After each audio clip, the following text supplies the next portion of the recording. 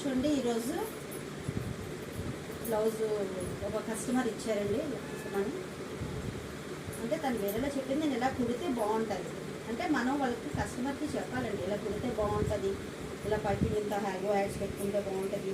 Piping చూడండి ఎలా ఉందో, చూడండి హ్యాంగింగ్స్ చూడండి ఎలా ఉన్నాయి.